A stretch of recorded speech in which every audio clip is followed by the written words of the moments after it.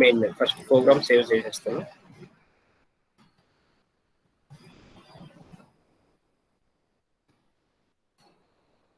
అరే Java save step all files save. ఈ programme తీసుకున్న తర్వాత ఇక్కడ మీరు ఒక public static wide string args okay 1 dimension. ఇక్కడ మీరు వేరియబుల్స్ అనేది declare sorry 1 dimension of 2 dimension of అరే డిక్లేర్ చేసుకుంటారు. Okay so into 1 of 2 dimension of array is equal to ఇందులో ఫస్ట్ డైమెన్షన్ లో ఒక వాల్యూ 10 కామా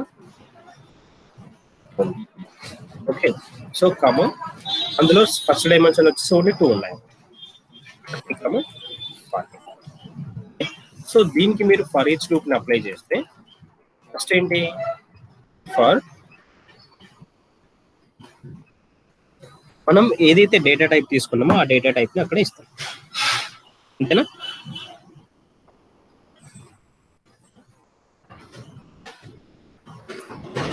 సో ఇప్పుడు ఫస్ట్ దీన్ని ఎలా డివిజన్ చేస్తాం మనం 1 of 0 అంతేనా. 1 of 0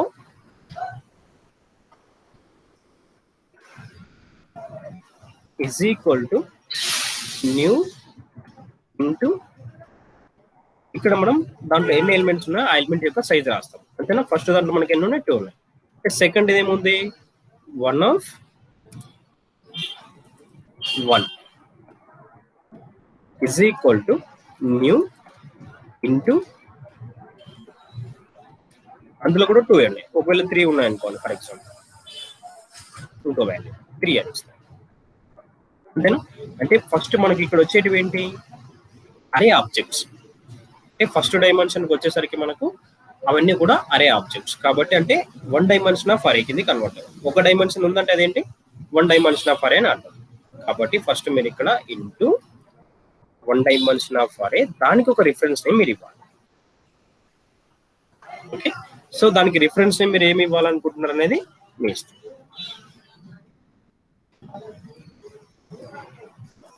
ఓకే ఆఫ్ ఏఆర్ అని ఇస్తాం. అలా మీ యొక్క అరే యొక్క నేమ్ ఏంటి 1 అనేది మీ అరే యొక్క నేమ్. ఓకే సో ఇప్పుడు నీకు ఇక్కడ వచ్చే వాల్యూస్ అంటే ఇదంతా కూడా ఏంటి ఇది ఒక 1 డైమెన్షన్ ఆఫ్ అరే. 1 డైమెన్షన్ ఆఫ్ అరే నువ్వు ఎలా ప్రింట్ చేస్తావు వాటిలో ఉండే వాల్యూస్ అన్ని ఇంటీజర్ డేటా టైప్ కాబట్టి సో నువ్వు నెక్స్ట్ ఏం చేస్తావు మళ్ళీ దాన్ని కూడా తీస్తావు అంటే ఒక లూప్ లోపల మళ్ళీ ఇంకొక లూప్ తీసుకోవాల్సి వస్తుంది. ఓకే సో ఇప్పుడు ఏదైతే లూప్ ఉందో ఇప్పుడు వచ్చే వాల్యూస్ అన్ని కూడా ఏంటి నెక్స్ట్ వచ్చేటి వాల్యూస్ అంతేనా. సో కాబట్టి ఇంటూ ఏదైతే వేరియబుల్ యొక్క నేమ్ మీరు ఇవ్వాలనుకుంటున్నారో వాల్యూస్ కాబట్టి వి అని ఇస్తాం. కాలన్ రిఫరెన్స్ నేమ్ ఇది ఇవ్వాలి అంటే ఇక్కడ వచ్చిన అరే ఏంటి ఇది అరే కాబట్టి ఆ అరేని ఇక్కడ. ఓకే సో ఇక్కడ సిస్టమ్ డాట్ అవుట్ ప్రింట్ లోపల సిస్టమ్ డాట్ అవుట్ డాట్ ఇక్కడ వాల్యూస్ మీకు వస్తాయి కాబట్టి ఇక్కడ ఏం ప్రింట్ చేయాలి వీని ప్రింట్ చేయాలి అప్పుడు మీకు ఆ వాల్యూస్ అనేది print.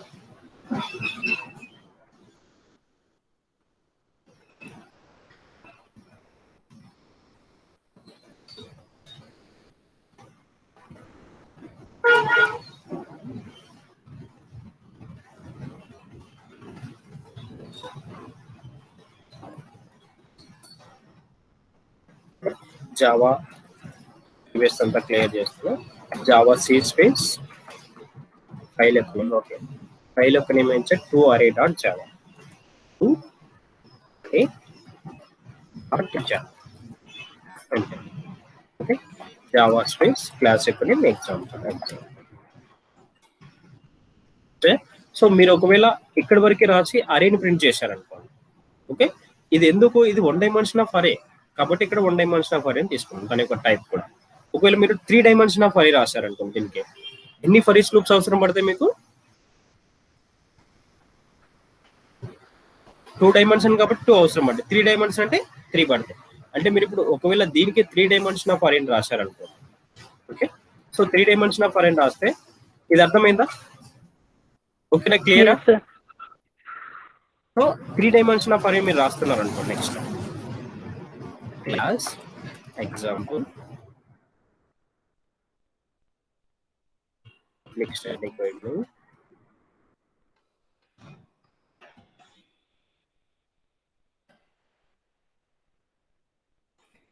String args. Okay, so ఇక్కడ మీరు 3 డైమెన్షన్ రాస్తుంది. దీన్ని సేవ్ చేసుకుంటున్నాం. 3.3 array dot Java. Save your program. Save.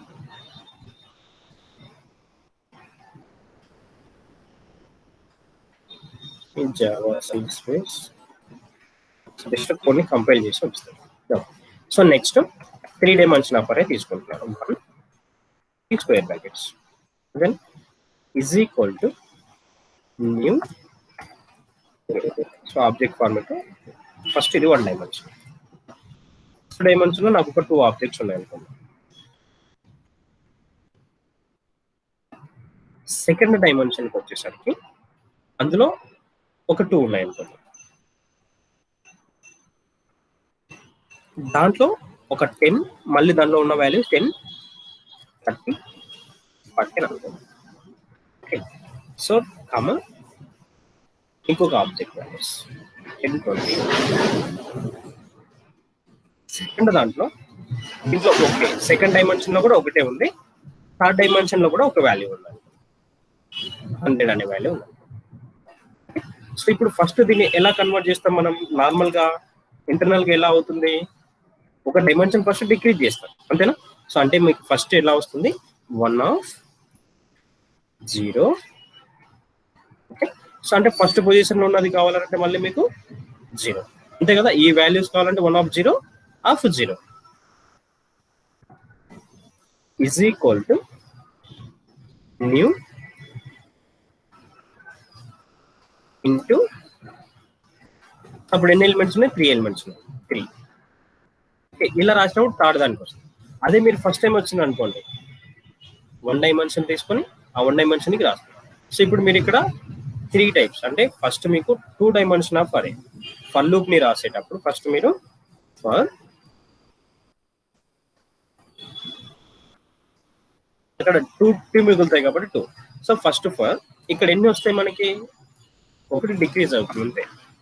Okay, ARR 1 ఇచ్చినప్పుడు రాసేటప్పుడు ARR 1 అని ఇస్తాను. రిఫరెన్స్ నేమ్ కాలన్, మీ అరే యొక్క నేమ్ ఏంటో ఆ అరే యొక్క నేమ్ ఇస్తాను. సో ఇక్కడ ఏమవుతున్నాయి? అప్పుడు జస్ట్ ఒక్క సపరేషన్ మాత్రమే అయింది. నెక్స్ట్ దాంట్లో సెకండ్ కూడా మీకు సపరేట్ అవ్వాలి కాబట్టి ఇక్కడ ఇంకొక అరే ఇంటూ డైమెన్షన్ ఆఫ్ అరే ARR 2 కాలన్ 1. 1 కాదు, ఇక్కడ ARR 1. ఎందుకు? ఇక్కడున్న వాల్యూస్ మనం సపరేట్ చేస్తాం. సో నెక్స్ట్ ఇందులో నుంచి ARR ఇంకొక ఫర్ ఈచ్ లూప్ తీసుకొని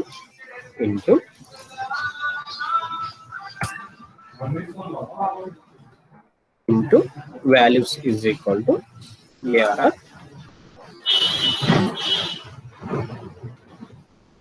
సిస్టమ్ డాట్ అవుట్ ప్రింట్ లోపల system dot out dot print L. ఇక్కడ మీరు ఆ వాల్యూ అనేది ప్రింట్ చేస్తారు. Save. Then Java space. Okay, చాలా 3 డైమెన్షన్ అంటే 3 ఫర్ ఈచ్ లూప్స్ అనేవి మనకు యూజ్ అవుతాయి. 2 డైమెన్షన్ అంటే 2 ఫర్ ఈచ్ లూప్స్ అనేవి అవుతాయి. సో అక్కడ సపరేషన్ చేయాలి. అందుకే మీకు ఇంటర్నల్ ఆపరేషన్ ఎలా జరుగుతుందని మీకు ఎక్స్ప్లెయిన్ చేశాను. ఓకే, సో ఇంటర్నల్ ఆపరేషన్ తెలియకపోతే ఇది కష్టం అవుతుంది. ఇంటర్నల్ ఆపరేషన్ మీకు తెలిసిందనుకో ఈజీ అవుతుంది. ఓకే, ఒకసారి మీరు అరేస్ ని మళ్ళీ ఇంకోసారి ఇంటర్నల్ గా ఎలా ఎక్స్ప్లెయిన్ చేసినా ఒకసారి చూసినా